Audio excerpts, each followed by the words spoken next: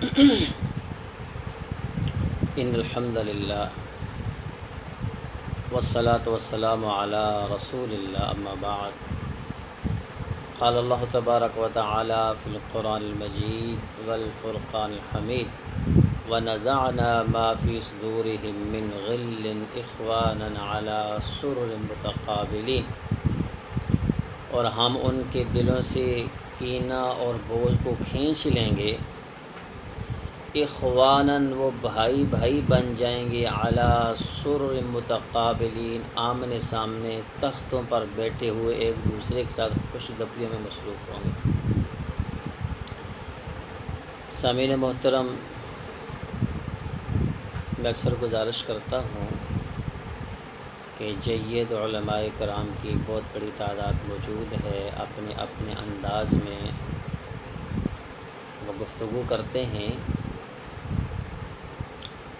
تو کچھ دوست کہہ رہے تھے کہ حضرت علی اور حضرت معاویہ رضی اللہ تعالی عنہما، ان دونوں کی اختلاف کی وجہ کیا تھی، اختلاف شروع کہاں سے ہوا، اس حوالے سے چند گزارشات کرنی ہیں۔ اللہ تعالیٰ سے دعا ہے کہ ہمیں صحابہ کرام کا مرتبہ مقام سمجھنے اور پھر ان کے نقش قدم پر چلنے کی توفیق عطا فرمائے۔ یاد رہے، جس طرح رسول تو سارے اللہ کے نمائندے ہیں، بعض رسولوں کو رسولوں پر فضیلت ہے، تلک الرسل فضلنا بعضهم علی بعض۔ نبی محمد کریم صلی اللہ علیہ وسلم آئے تو سب سے آخر میں، لیکن مرتبہ مقام یہ ہے کہ آپ سب سے افضل ہیں۔ اسی ہی طرح صحابہ کرام کے اندر بھی ایک کو دوسرے پر فوقیت دی جاتی تھی، اور نبی صلی اللہ علیہ وسلم کی حیات مبارکہ اور آپ کے بعد صحابہ کرام کی جو ترتیب تھی، محمد بن حنفیہ رحمہ اللہ رضی اللہ تعالی عنہ، یہ حضرت ابوبکر صدیق کے بیٹے تھے، ابھی 2 سال کے تھے تو بکر صدیق کا انتقال ہو گیا۔ ان کی والدہ اسماء بنت عمیس نے حضرت علی المرتضیٰ سے نکاح کیا، اور یہ حضرت علی کے گھر میں پلے بڑے جوان ہوئے۔ تو یہ کہتے ہیں کہ میں نے اپنے باپ یعنی علی المرتضیٰ رضی اللہ تعالیٰ سے پوچھا کہ نبی صلی اللہ علیہ وسلم کے بعد سب سے بڑی شخصیت کون تھی؟ فرمایا بکر صدیق پھر عمر فاروق۔ تو اس طرح حضرت معاویہ رضی اللہ تعالیٰ عنہ بھی صحابی رسول ہیں، حضرت علی المرتضیٰ رضی اللہ تعالیٰ عنہ بھی صحابی رسول ہیں، لیکن مرتبہ مقام اولیت اسلام اور باقی بہت ساری خصوصیات کی بنا پر حضرت علی المرتضیٰ کا مرتبہ مقام بہت بلند ہے۔ لیکن نبی صلی اللہ علیہ وسلم کے صحابی ہونے کے حوالے سے تمام کے تمام صحابہ رضی اللہ عنہم و رضوان کے زمرے میں آ کر وہ اللہ سے راضی اور اللہ ان سے راضی ہے۔ ہمارا یہ عقیدہ ہے، نبی صلی اللہ علیہ وسلم کے جتنے صحابہ کرام تھے، اور صحابی اسے کہتے ہیں جس نے ایمان کی حالت میں نبی صلی اللہ علیہ وسلم کو دیکھا، پھر آپ صلی اللہ علیہ وسلم پر ایمان لایا، اسلام قبول کیا، اور پھر اسی حالت میں دنیا سے گیا، اس کو صحابی کہتے ہیں۔ ایک پلمبر صاحب، مجھے کسی بھائی نے ایک ویڈیو بھی تو اس میں کہہ رہے تھے کہ دیکھو جی جو کہتے ہیں نبی کا ہر صحابی جنتی، دیکھو جی ام حبیبہ نبی صلی اللہ علیہ وسلم کی جو میسز ہیں، ام المومنین کے خامد، وہ جو ہے حبشہ گئے تو عیسائی ہو گئے، وہ فلاں بندہ جو وحی لکھتا تھا وہ عیسائی ہو گیا، تو ہر صحابی کیسے جنتی ہو سکتا ہے؟ تو جس احمق انسان کو ابھی تک صحابی کی تعریف کا ہی نہیں پتہ، تو اس صحابی کے مرتبے کا کیا پتہ ہوگا؟ صحابی جنہوں نے نبی صلی اللہ علیہ وسلم کو دیکھا تو ابو لہب ابو جہل نے بھی تھا، دیکھا ایمان لایا، ایمان کی حالت میں فوت، اس کو صحابی کہتے ہیں۔ اس کے علاوہ اگر اسلام لا کر مرتد ہو گیا، وہ صحابی نہیں، وہ مرتد ہو گیا، اس کا اسلام کے ساتھ کوئی تعلق نہیں ہے۔ تو اس لیے ہمارا عقیدہ ہے کہ حضرت علی مرتضیٰ کا مرتبہ مقام بہرحال بہت زیادہ بلند تھا۔ بات مختصر ہے، نبی صلی اللہ علیہ وسلم کا انتقال ہوا سن 11 ہجری میں، مسلمانوں کے متفقہ فیصلے سے ابوبکر صدیق کو خلیفۃ المسلمین بنایا گیا۔ سن 13 ہجری میں جناب ابوبکر صدیق کا انتقال ہوا۔ انتقال سے پہلے آپ نے اپنی چارپائی کو لا کر مسجد میں رکھا، لوگوں کے سامنے جناب عمر بن الخطاب رضی اللہ تعالیٰ کو خلیفۃ المسلمین بنایا۔ 10 سال حضرت امیر المؤمنین عمر بن الخطاب مسلمانوں کے خلیفہ رہے۔ انتقال کے وقت آپ نے کہا کہ 6 آدمی ہیں، عثمان، علی، طلحہ، زبیر، عبد الرحمن بن عوف، سعد بن وقاص رضوان اللہ علیہم اجمعین۔ یہ وہ لوگ ہیں کہ نبی صلی اللہ علیہ وسلم اپنی زندگی میں ان پر راضی تھے، مسلمانوں ان میں سے جس کو مرضی اپنا خلیفہ بنا لینا۔ امیر المؤمنین کے انتقال کے بعد جناب عبد الرحمن بن عوف نے کہا کہ اب ہمیں ایسا کرنا چاہیے کہ ہم 6 آدمی ہیں، 3 کو 3 کے حق میں دستبردار ہو جانا چاہیے خلافت سے۔ حضرت زبیر نے کہا کہ میں حضرت علی کے حق میں دستبردار ہو جاتا ہوں، صحیح بخاری شریف کی روایت۔ اور وہ جو جہلم کا پلمبر ہے وہ کہتا ہے کہ میں زبیر رضی اللہ تعالیٰ کو معاذ اللہ من ذالک باغی سمجھتا ہوں۔ اور پھر لوگ کہتے ہیں کہ آپ جتنے سخت آرگومنٹ کیوں دیتے ہیں اس کے حوالے سے، اور عشرہ مبشرہ صحابی کو جو باغی کہتا ہے، ام المومنین عائشہ صدیقہ کو جو باغیہ کہتا ہے، حضرت طلحہ کو جو باغی کہتا ہے، پھر اس کے بارے میں ہم نرم گوشہ رکھیں تو ہمارے ایمان میں خلل آتا ہے، ہمیں اپنا ایمان ٹٹولنا چاہیے۔ اور جو شخصیت اپنے خلافت جو ہے اس سے دستبردار ہو جاتے ہیں جناب امیر المؤمنین علی المرتضیٰ رضی اللہ تعالیٰ کے حق میں، خدا تجھے سمجھے تو ان کو باغی قرار دیتا ہے۔ اللہ تجھے مرنے سے پہلے توبہ کی توفیق دے دے کہ تو بہت بڑا گستاخ ہے صحابہ کرام کا۔ حضرت زبیر حضرت علی کے حق میں دستبردار ہو گئے، حضرت طلحہ حضرت عثمان کے حق میں دستبردار ہو گئے، حضرت سعد بن وقاص جناب عبد الرحمن بن عوف کے حق میں دستبردار ہو گئے۔ اب پیچھے 3 صحابہ کرام بچے، عبد الرحمن بن عوف، علی، عثمان رضی اللہ تعالی عنہم۔ عبد الرحمن نے کہا بھائی مجھے تو اس خلافت کے معاملے سے کوئی سروکار نہیں، ہاں تم اگر کہو تو تمہارے درمیان جو ہے میں تصفیہ کر دوں کہ تم دونوں میں سے کوئی دستبردار ہوتا ہے۔ دونوں صاحبین خاموش رہے۔ کہا اگر چاہو تو میں تمہارا فیصلہ کر دے، تو کہا ہمیں منظور ہے۔ 3 دن تک عبد الرحمن بن عوف نے لوگوں کے ساتھ مشاورت کی۔ تیسرے دن فجر کے بعد مسجد نبوی میں آپ نے نماز کے بعد کھڑے ہو کر سب سے پہلے حضرت علی المرتضیٰ کا ہاتھ پکڑ کہا اے علی اگر میں آپ کو خلیفہ بنا دوں تو لوگوں کے ساتھ نرمی برتنا، اسی طرح رہنا جس طرح پہلے خلفاء رہے، اور اے عثمان تو علی کی اطاعت کرنا، اور اے عثمان اگر میں تمہیں خلیفہ بنا دوں تو تم بھی اسی طرح جو عمل کرنا۔ پھر آپ نے کہا کہ میں نے 3 دن مشاورت کے بعد لوگوں کی جو رائے دیکھی ہے، جو میں نے فیصلہ کیا ہے سب سے مشورہ کے بعد، اے عثمان آج کے بعد آپ مسلمانوں کے خلیفہ ہیں، اے علی رضی اللہ تعالیٰ آپ عثمان کی بیعت کریں۔ اتنی سی بات تھی، چند منٹوں میں حضرت علی نے حضرت عثمان کی بیعت کر لی، ان کو خلیفۃ المسلمین مان لیا۔ یہ اتنی سی بات تھی جس کا پتنگڑ بنا کر کہاں تک پہنچا دی۔ 12 سال حضرت عثمان غنی مسلمانوں کے خلیفہ رہے۔ سن 35 ہجری میں ایک سازش کے تحت انہی لوگوں نے جنہیں عمر بن خطاب کو شہید کیا تھا، عبداللہ بن سبا یہودی کی نسل، انہوں نے حضرت عثمان غنی کو شہید کر دیا۔ یہاں سے اصل مسئلہ شروع ہوتا ہے حضرت امیر معاویہ اور حضرت المرتضیٰ کے مابین جو تھوڑا سا نزاع اختلاف بنا۔ جن لوگوں نے حضرت عثمان غنی کو شہید کیا انہوں نے سب سے پہلا کام یہ کیا کہ انہوں نے حضرت المرتضیٰ کی بیعت کر لی اور ان کی کمانڈروں کی پناہ میں آ گئے۔ اب جس وقت حضرت عثمان کو شہید کیا گیا تو آپ کی جو زوجہ محترمہ حضرت نائلہ تھی، وہ جب بچانے کے لیے آ گئی تو ان کے ہاتھ کی یہ 4 انگلیاں تلوار سے کٹ گئی۔ حضرت نائلہ نے وہ اپنی کٹی انگلیاں اور وہ کرتا جو حضرت عثمان غنی کے جسم پر تھا خون سے لترا ہوا، وہ شام بھیجا امیر معاویہ کے پاس کہ آپ کے بہنوئی کو خلیفۃ المسلمین کو شہید کر دیا گیا، اور شہید کرنے والے اس وقت فلاں فلاں کمانڈروں کی پناہ میں، آپ پر واجب ہے کہ آپ اپنے خلیفہ کا بدلہ لیں۔ آپ امیر معاویہ رضی اللہ تعالیٰ عنہ اس وقت کے سب سے پاورفل گورنر تھے۔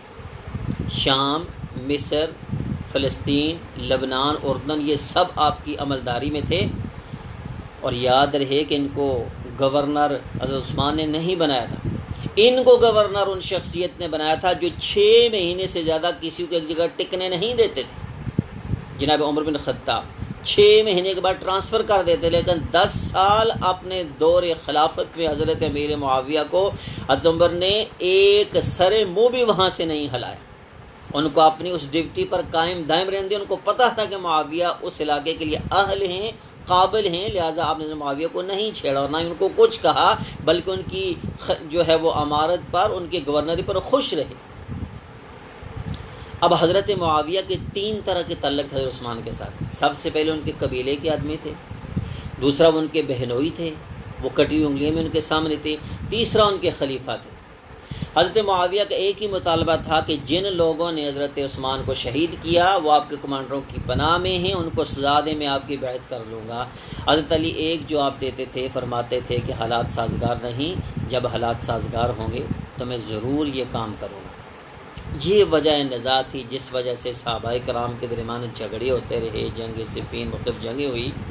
الغرض سن 40 ہجری میں حضرت علی المرتضیٰ کو ایک منصوبے کے تحت شہید کر دیا گیا۔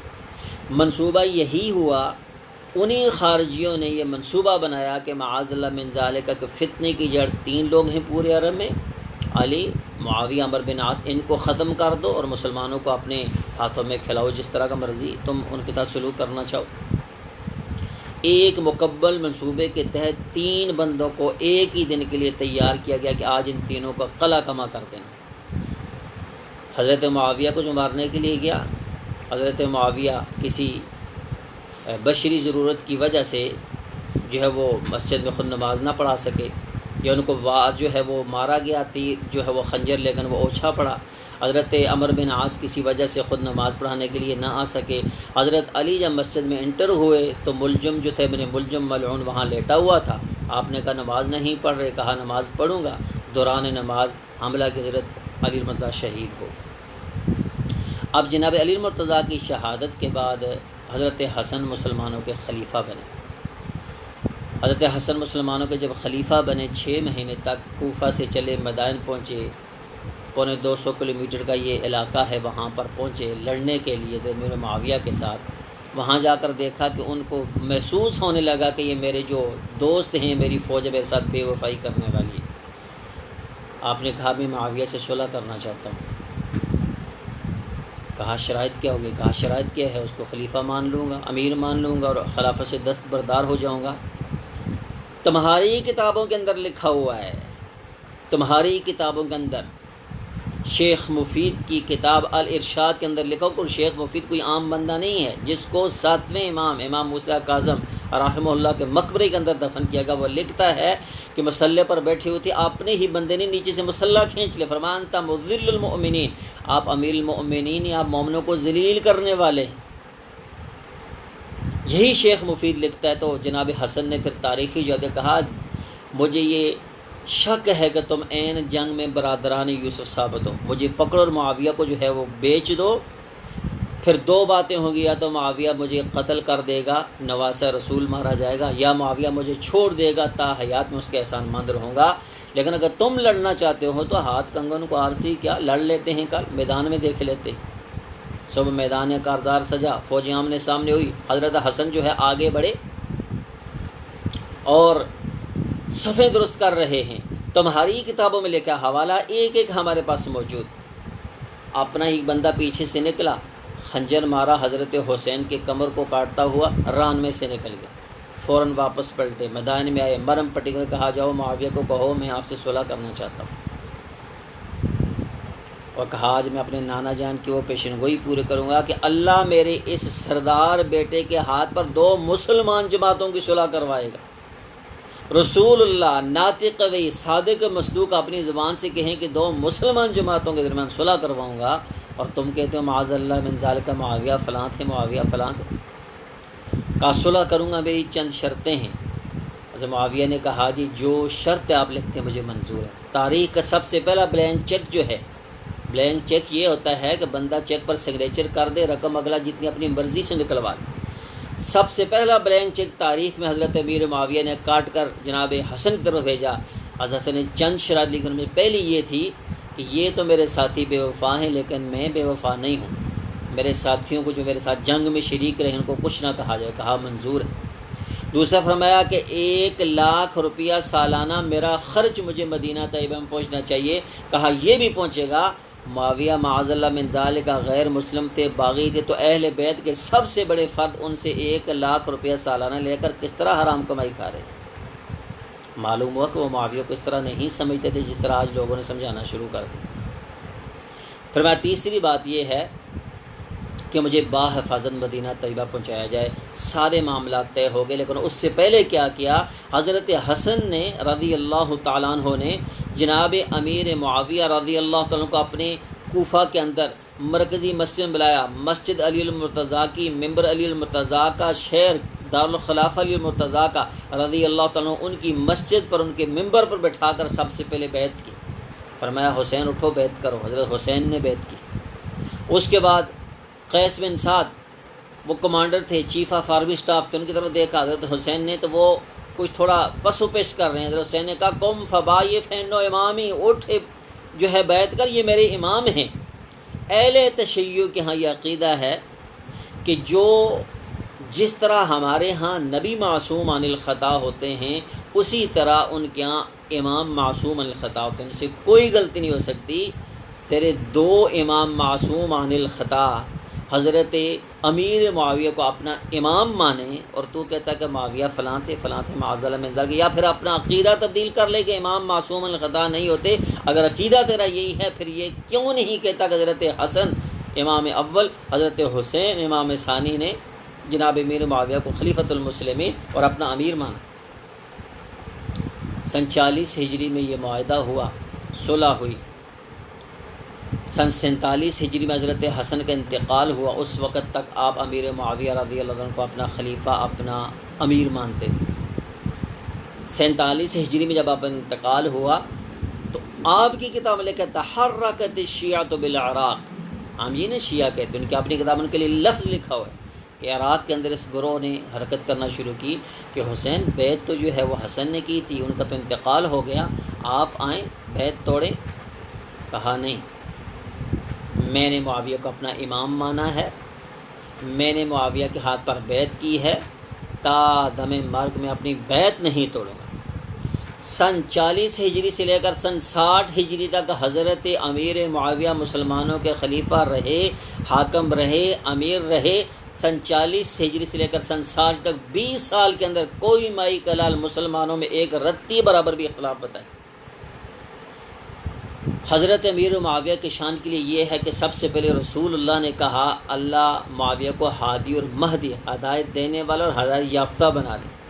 آپ نبی صلی اللہ علیہ وسلم کے کاتبین وحی میں سے تھے۔ آپ کے دور خلافت میں 64 لاکھ مربع میل پر مسلمانوں نے حکمرانی کی۔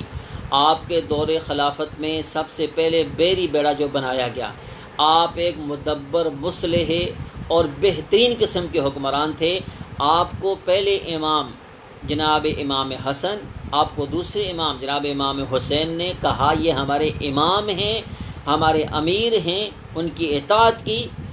اور جناب علی المرتضیٰ کیا کہتے ہیں امیر معاویہ کے بارے میں رضی اللہ تعالیٰ عنہ؟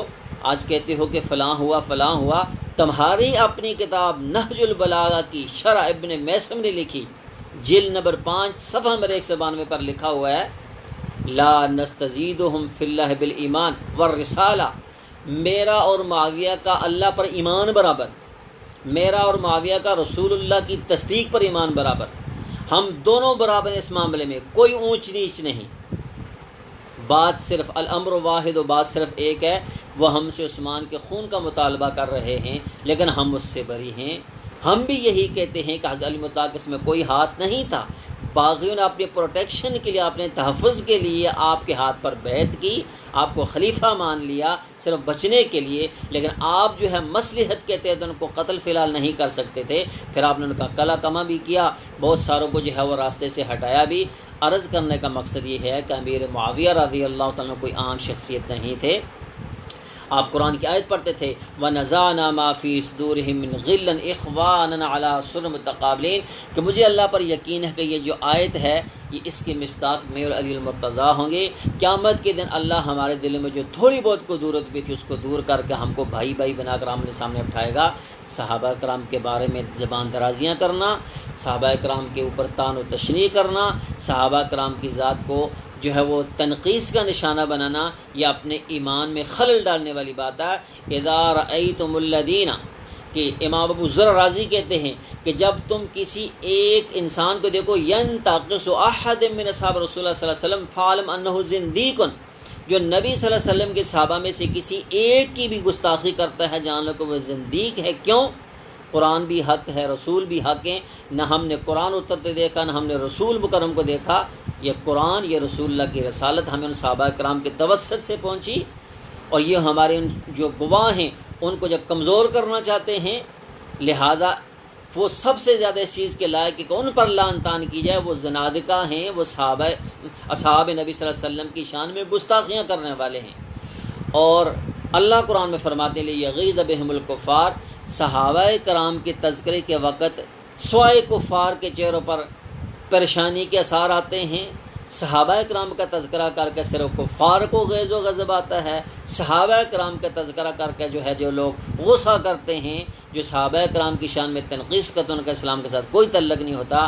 مسلمانوں سے گزارش ہے کہ اپنے ایمان کو بچائیں، اپنی اصلاح کریں اور خوف خدا کریں، صحابہ کرام کے مرتبے مقام کو جانیں، اور خصوصاً ان دنوں میں جو صحابہ رسول پر طعن و تشنیع ہوتا ہے اس کا حصہ نہ بنیں، ایسی مجالس میں جو نہ جائیں، ایسی جگہ پر نہ جائیں جہاں پر ایسی جگہ پر اللہ کے عذاب کا 100% جو ہے وہ امکان ہوتا ہے۔ اللہ ہمیں زندہ رکھے تو اسلام پر، ہمیں موت تو ایمان والی، زندگی دے تو سعادت کی، موت دے تو شہادت کی۔ وما توفیق الا باللہ، علیہ توکلت و الیہ انیب۔